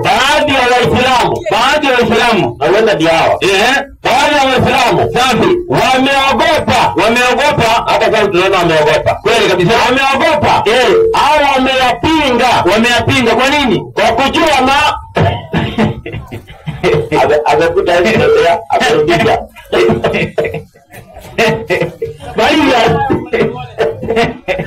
Unasema badala ndio agana hakuna hakika kuna mtoni unasema Waislamu wameogopa au wameyapinga kwa nini? Kwa kujua yamo majina ya Mwenyezi Mungu mtukufu kama jina la Jabbar. Kumbe Muhammad na Allah anatumia jina moja. Swali msemaji, kwa nini? Majina ngapi? Imeisha naomba majibu kwa hizo kipengele nimeweka hizo hoja ngumu zote tembea. Haya kwa mwenyekiti. Haya, asante. Tunazidi kusikia habari na vitabu zinaenda. Wacha nialike mwenyekiti mwenza na karibisha mwalimu wa Kiislamu. Na bila kumaliza wakati nimkaribishe profesa aje ajibu maneno haya. Yes. Mwalimu, hapa hakuna kitu. Ile ni viraka tu. Hebu tuanze na andiko lenye alisema ya kwamba wakati moja Allah alikuwa mgonjwa. Ukurasa 433. Watu gani wenye wanasema hivyo? Sikiliza vizuri. Anzia juu mwalimu. Wanasema waovu wanasema wakati moja Allah alikuwa nini? Akikuja kwa kuambia kama sisi ndio waovu. Ngoja mwalimu endelea. Wanasema waovu. Wataendelea kutupa jahannam kulia. Kwa hivyo ni waovu kama wakina Kasina. Watasema tu Mungu alikuwa mgonjwa. Ni waovu. Waovu ndio wanasema iko wazi ya kwamba ni waovu ndio wanasema mambo hayo. Kwa hivyo hakuna pahali Allah alikuwa macho yake alikuwa yanauma. Hakuna. Haya ni waovu ndio wanasema haya maneno. Mwalimu, kuna hadithi sijui tukisema kwanza hii hadithi ya Allun al-Marjan. Naam. Tutasabija haraka mwalimu. Ama mwalimu alafu wakasema ya kwamba ati nini kule Kaaba kuna jiwe jeusi hapa inafanywa nini? Inafanywa nini? Usiomwa halafu inafanya nini? Inabudiwa mwalimu. Hebu tuangalie kama kule Kaaba wanabusu jiwe nyeusi na hapa mbele inakuwa wafanye nini mwalimu? Matendo ya Mitume 20:36. Ni mbaya. Hapa ni balaa. 20:36 kitabu cha Matendo ya Mitume inasema hivi. 36 nimepata alipokwisha kunena haya akapiga magoti. Paulo alipokwisha kunena haya nako nisikize. Akaomba pamoja nao wote. Akaomba pamoja nao wote. Wakalia sana wote. Wakamwangukia Paulo shingoni. Wakamwangukia Paulo shingoni. Wakamwangukia shingoni. Wakambusu. Yani tuseme mimi niko na mke wako karibu. Nipige magoti chini alafu niombe nianze. Kweli. Wacha hiyo ya kubusu mjiwe bwana. Watu piga magoti chini wakiwa ardhi na wanaomba. Wewe wacha hiyo. Kuja kwenu hapa. Wewe busu mke wa mtu utasubutu utapata tabu. Mwalimu, kwa haraka wakasema ya kwamba eti Allah anaapa. Hebu tuangalie kitabu cha Amos 8:7. Amos 8:7 inasema Amos 4:7. Amos 8:7. Amos 8:7. Hawa kuna walitangaza mada yenye hawajui. Hawajielewi. Alafu anasema vizuri. Anasema vizuri yale yalikuwa yanafanyika kabla ya Uislamu. Yaani yako wazi, amefundisha watu vizuri yalifanyika kabla ya nini? Ya Uislamu. Hajafundisha sasa wakati wa Uislamu. Haya yaliendelea ama ya kuendelea. Mwalimu hapo haraka. 8:7. Alafu tumtolee jina Allah kwa Biblia sasa. Inasema 8:7 inasema hivi. Bwana ameapa kwa fahari ya Yakobo. Mungu anaapa kwa nini? Kwa fahari ya Yakobo. Sasa tutakuja utueleze. Hii fahari ya Yakobo Mungu alikuwa anaapa kwa sababu gani? Amependa Mungu wake. Ama Yakobo pia alikuwa ni Mungu wake. Mwalimu, nenda kwa African Bible. Ukurasa wa 2216. 2216 mwalimu. Inasema 2216 inasema. Naam. Mungu huko ukurasa wa 1000 maelezo kwa mwalimu. 2216. 2216 mwalimu. Nimesikia 100. Haraka. Inasema hivi. 211 inasema hivi. Inasema Uislamu neno la Kiarabu. Uislamu ni neno la Kiarabu. Hii ni Biblia. Linamaanisha kujisalimisha. Inamaanisha kujisalimisha kwa Mungu. Kwa mapenzi ya Mungu. Imani ya kidini ya Waislamu inajumuisha imani katika Allah. Hii ni Biblia. Katika nini? Allah. Mwalimu, kuna nyingine inaitwa Elohim. Hebu tuangalie Elohim huyu. Sababu wao kuna Mungu ambaye anaitwa Eloi ama hao nani? Hao Yehova. Hebu nenda kwa ukurasa wa 200 2201. Hapo tu. Elohim mwalimu. Inasema Elohim mmoja Eloah. Yaani Mungu. Kwa Kiebrania Mungu Israeli katika Eke katika Agano la Kale. Jina lipo katika wingi wa enzi, yani ni jina ambalo lipo katika wingi wa enzi ya Mwenyezi Mungu. Ingawa neno Elohim ambalo mnatumia mara nyingine hutumika likiwa na maana ya miungu mingine, yani ni miungu mingine. Hawa kuna miungu, hawa wana miungu, ndio sababu wamekuja kutuuliza kati ya Muhammad na Allah nani wa kuabudiwa. Kwa mfano Mungu wa Moabu Kemoshi, kuna Mungu wenu ambaye anaitwa Kemoshi, huyo hukujua Mungu wenu anaitwa Kemoshi. Mungu wa kike wa Sidone, tena kuna Mungu mwingine wa kike wenu ambaye anaitwa Asate. Na pia wajumbe wengine wenye utukufu kama vile malaika, wafalme, waamuzi, tetezumu, naam, na maasia. Kwa kawaida linatumika katika Agano la Kale kumtaja Mungu mmoja na wa pekee wa Israeli. Mwalimu, sio Mungu wa watu wote. Akasema ya kwamba Mungu ataweka Mungu wake kwenye moto. Hebu tuangalie. Mungu ataweka Mungu wake kwenye nini? Kwenye moto. Hebu nenda katika Waebrania. Waebrania ngapi? Waebrania 12:28. 12:28. Mungu ataweka Mungu wake kwenye moto wa jehanamu. Inasema hivi? Basi kwa kuwa tumepokea ufalme wote. 12:28. Ndio hiyo. Endelea.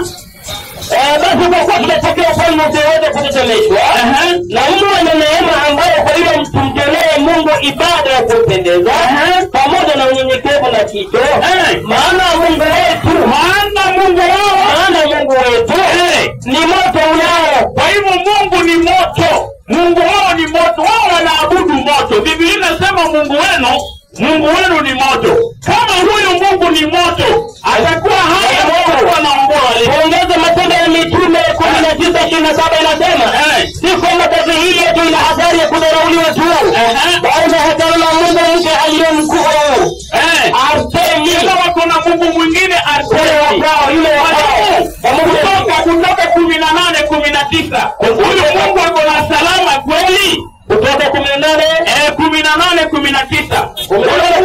Salama kweli? 18:19 inasema hivi. 18:19 kitabu cha Kutoka. Inasemaje? Inasema 18:19 nimeipata. Inasema hivi. Naam. 18:19 inasema sikiza sasa neno langu. Nitakupa shauri na Mungu na awe pamoja nawe. Uwe kwa ajili ya watu mbele ya Mungu. Nawe umletee Mungu maneno haya. Unasoma kutoka ngapi mwalimu? 19:18. Ndio. Inasema hivi. Mlima wa Sinai wote pia utatoa moshi kwa sababu Mungu alishuka katika moto. Mlima wa Sinai ukatoa moshi kwa sababu Mungu alishuka kwa huo moto. Ule moshi wake ukapanda juu kama moshi wa moto. Huyu tuambie wakati Mungu amepanda kwa moto na moshi inatoka, amebaki salama ama aliungua? Ninyi mnaabudu Mungu ambaye aliungua. Mwalimu, hebu mpe hiyo Qur'ani, msanifu mpe hiyo Qur'ani.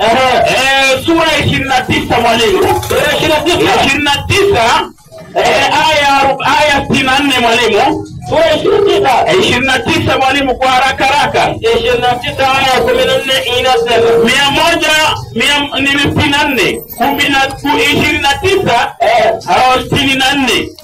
inasema a'udhu billahi minash shaitani rajim bismillahir rahmanir rahim. Inasema hivi.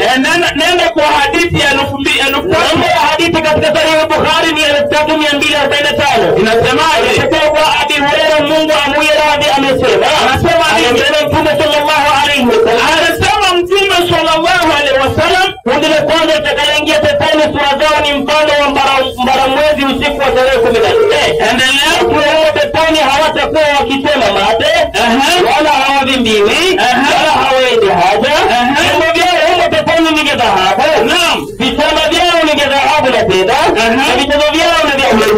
Harufu zao ni za miski. Na kila mmoja kati yao atakuwa na wake wawili ambao vinaonekana vilivyomo ndani ya mifupa wa mguu kutokana na uzuri wao.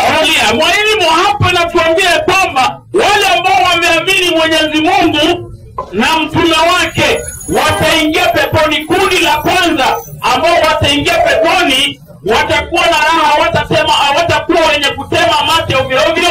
Wao wakitaka jambo lolote watakuwa wanapewa Na huko watapewa wake wangapi mwalimu? Wawili. Hili kundi la kwanza mwalimu. Kwa hivyo imebaki hivyo. Waje waseme kwao pia iko hivyo.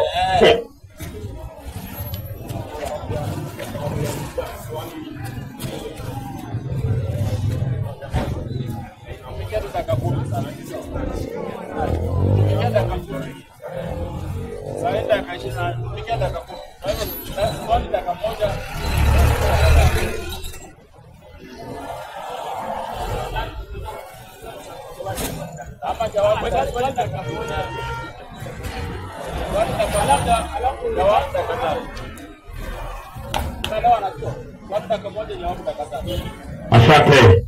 Tunashukuru sana. Bila kupoteza muda, tunaingia awamu ya tatu ambayo ni ya maswali.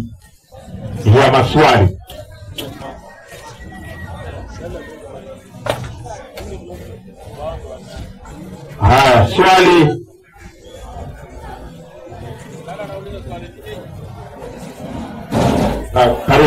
Karibu mwenyekiti. Ambaye tutatumia dakika moja kuuliza swali, kujibu ni dakika 3, ribato itakuwa dakika 2 kwa ajili ya muda. Assalamu alaikum warahmatullahi wabarakatuh. Sitaki kupoteza muda mrefu, nimkaribishe profesa aje aulize swali. Na swali linaulizwa na dakika 1 na majibu yanatoka kwa dakika 3 kwa sababu ya muda. Mwalimu, haraka dakika 1 chache. Maika haijafika, simamisha muda.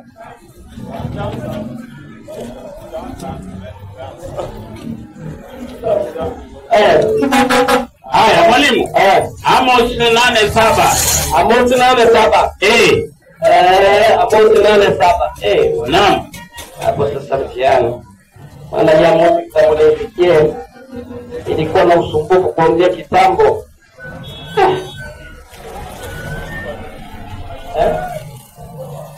Kwa haraka dakika 1 chache mwalimu.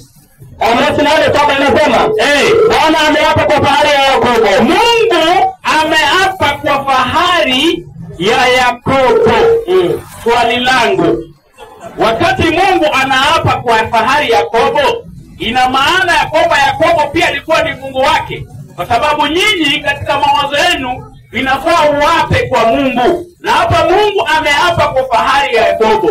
Je, Yakobo pia alikuwa ni Mungu wake ndiye aape kwa fahari yake? Imeeleweka mwalimu? Hapo kishapa itaeleweka.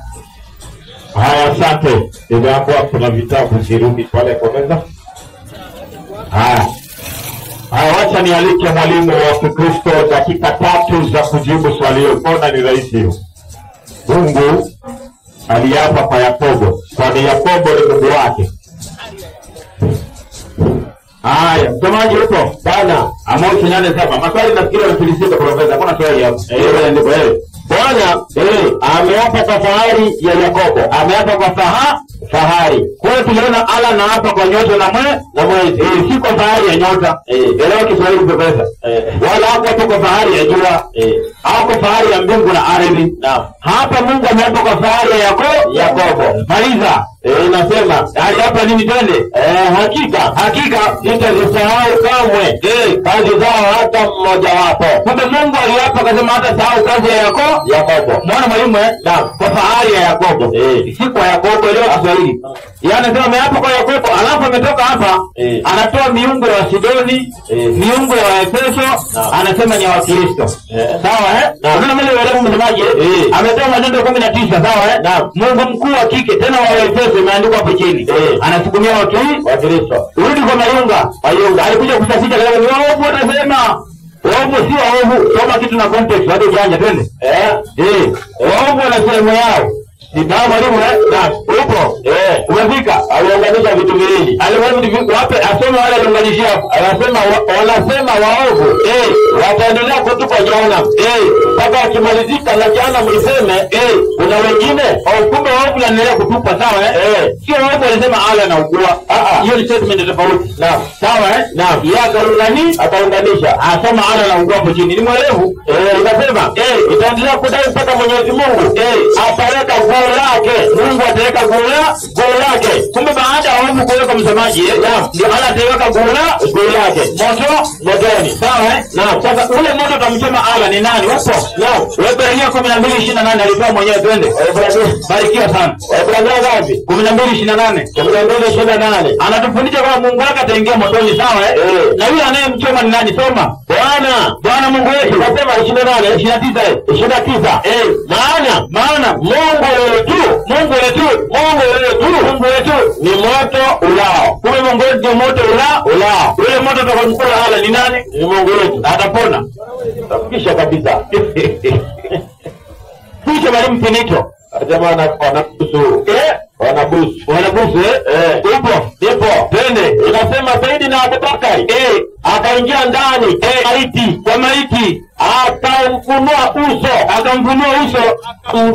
akabusu maiti na kule si Paulo alibusu wale jamaa waliona kazi Paulo amefanya akipiga magoti wakamwangukia kumbusu mabe si Paulo aliwabusu wake za watu hata kujote ujanja huo hiyo ndio tofauti sisi ndio mdomaji mtume alibusu jiwe Paulo hakuna mahali alibusu jiwe na hao alibusu maiti wala anafaa alibusu maiti sawa ndio ni mpinge hiyo dada ngapi kwenye kiti bado meisha labda kwenye ukamuzi ndio kuna dakika 3 leo atapona hii mambo ilikuwa ngumu leo jasho kuna kijana alitoroka hapa amerudi hapo tunakubatiza hapa atoki mtu atoroki mtu tunakubatiza hapa haya wacha mwalimu bana lipato dakika 2 2 minutes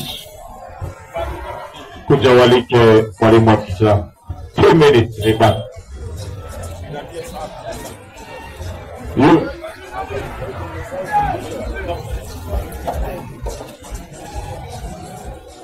haya dakika 2 hizo wacha nipatie profesa manzie mambo yake mwalimu kuna vitu hapa yani hata mimi nashangaa nao watu swali ni kama hakulisikia Mungu ameapa kwa bahari ya Yakobo haja hapa kwa kazi ya Yakobo bahari na sasa kwa nini Mungu aape kwa kazi ya Yakobo kwa sababu gani kwa sababu gani Mungu aape kwa bahari ya Yakobo na Mwenyezi Mungu ndio mwenye kuumba kila kitu hapa imekauka tu Mungu ameapa kwa bahari ya Yakobo ina maana Yakobo ni mkubwa kuliko Mungu kulingana na nini kulingana na Biblia hapa umekaja jiwe sababu nitayoshua 24 na tanibi yake haraka basi siku hiyo Joshua akafanya agano na watu na akawapa sheria na maagizo huko Shekemu naye akaandika mambo hayo yote katika kitabu cha sheria ya Bwana kisha akatoa jiwe Joshua akachukua jiwe kubwa na kulisimamisha huko chini ya ule mwaloni akaisimamisha kule chini ya mwaloni uliokuwa karibu na mahali patakatifu pa Bwana Joshua akawaambia watu wote tazameni jiwe hili ni shahidi juu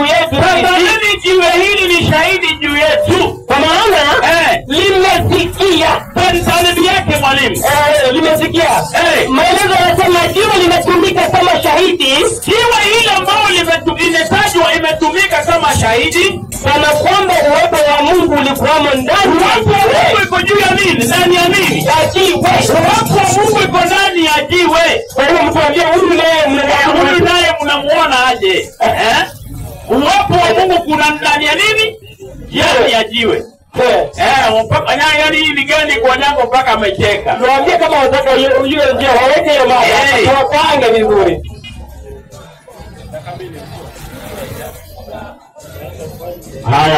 haya sasa tunaenda vizuri wacha tualike mwalimu wa Kikristo dakika moja kuuliza swali. Dakika moja ya kuuliza swali. Mwalimu wa Kikristo dakika moja ya kuuliza swali. Ya kuuliza swali.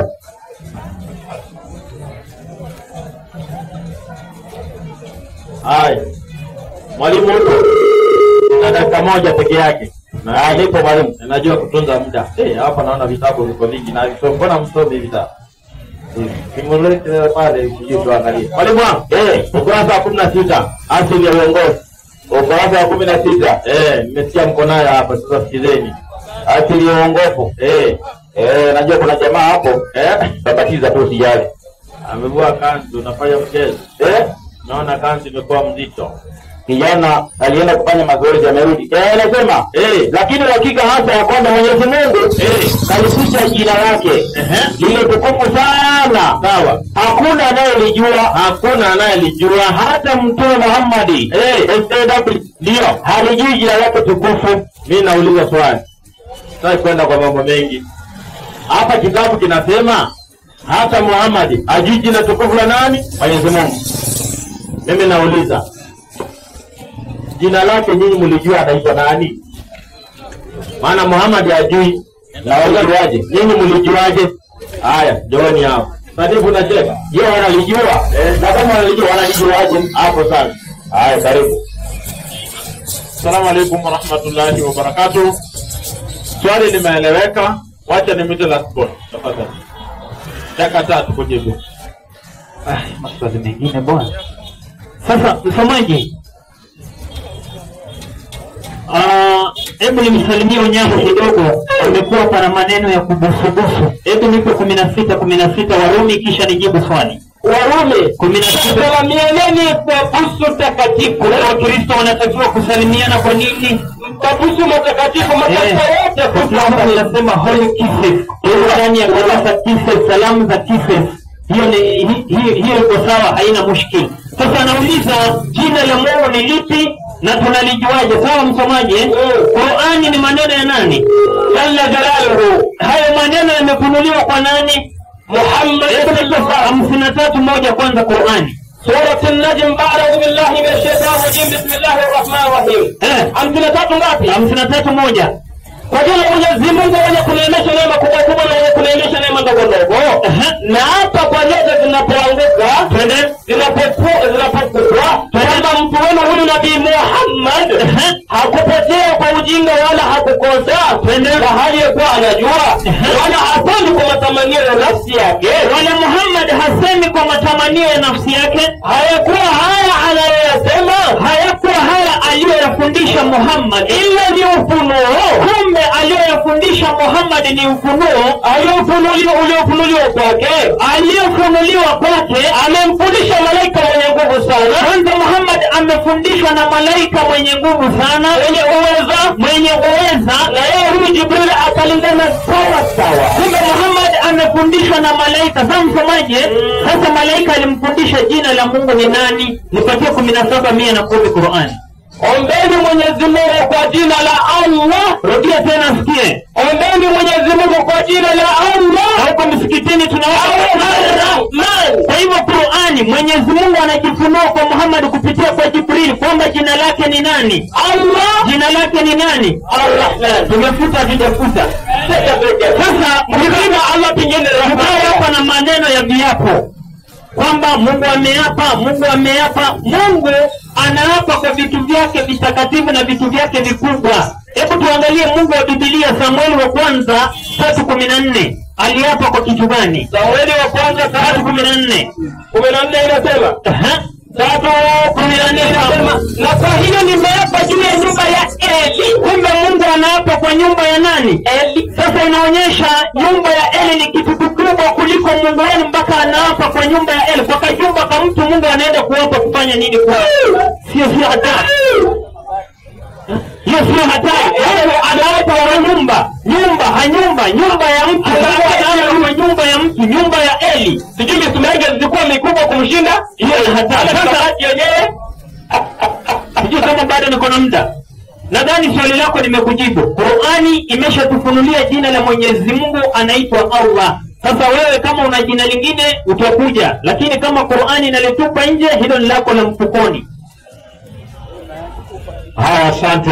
Mwalimu wa Kiislamu amesema yake, wacha sasa mwalimu wa Kristo aje.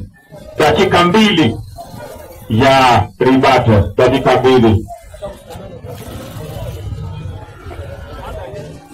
Haya, Wacha mtatangaza mada. mwalimu wangu upo Zipo. Mimi naona kijana wangemwacha apumzike kwanza, maana yani amekuja tu akasulia, ende ujibu swali, akakuja kuongea vitu ambavyo haelewi. Alikula ngamia ametoka sasa.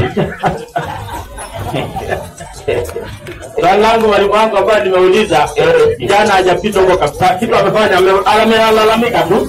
Hebu tusomee Qur'ani mwalimu wangu 17 aya 110. Inasema, unajua amesema ati Muhammad amefundishwa na Jibril. Hakuna, Muhammad hajawahi kukutana na Jibril. Soma mwalimu wangu. Sema, naombeni Allah Mwenyezi Mungu, au naombeni Rahmani, mwingi wa rehema. Sawa, kwa jina mnalomuita. Kwani yeye na majina mazuri mazuri, wala usitangaze sala yako na sauti. Na ndio ilikuwa swali hapo mwalimu wangu. Hiyo jina lake ni gani? Maana hata Muhammad alijui. Piga aya 111 usikie. Na anasema, alhamdulillah. Himidi zote za Mwenyezi Mungu ambaye hana mwana, sawa, wala hana mshirika, sawa, katika ufalme, ndio, wala hana rafiki wa kumsaidia kwa udhaifu wake. Ati kwa nini? Udhaifu wake. Kwa nini? Udhaifu wake. Kumbe Mungu ako na nini? Udhaifu. Ni mdhaifu. Mungu ni mdhaifu. Hamwezi ukatuambia kitu hapa ati Mungu wa kweli. Huyo ni Mungu dhaifu. Mwalimu wangu, ukurasa wa 16, maana dakika 2 chache kweli. Hapo ndio kuna kibano hapo. Asili uongofu. Asili uongofu. Huko hawapiti. Inasema kwa huko hawajapita. Hata Aswad hawajapita. Hakuna. Kwa mandazi hawajapita. Na tunaona Mungu wetu ni andazi. Yaani ukija kai na andazi, Uislamu anasema Mungu wetu analiwa. Soma usikie. Lakini hakika hasa ni kwamba Mwenyezi Mungu alificha jina lake tukufu.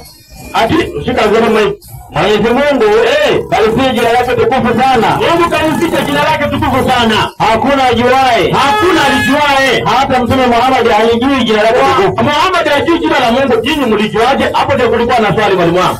Qur'ani 92 yake ya kwanza mpaka 3 tukimaliza. Inasema tunafunga chapter. Tunafunga chapter. Na hapa huyu ni Mungu wetu anasema na hapa kwa usiku ufunika hapo kila kitu. Sawa? Na kwa mchana uangazapo. Sawa? Na hapa kwa aliumba kiume na kike. Mungu wetu anasema anaapa kwa aliumba kiume na kike, ikiwa na maana hajaumba chochote. Hata virus hajaumba mwalimu wangu.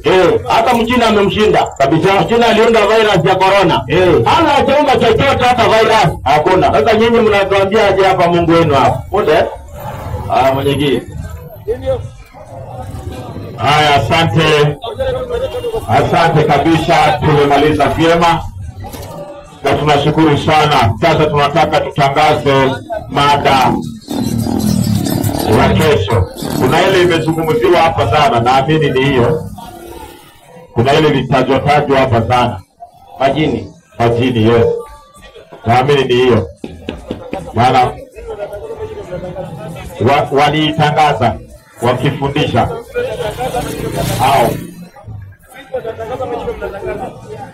Lakini kuna kitu kiongea ukisema wacha kesho kuongelelea majini.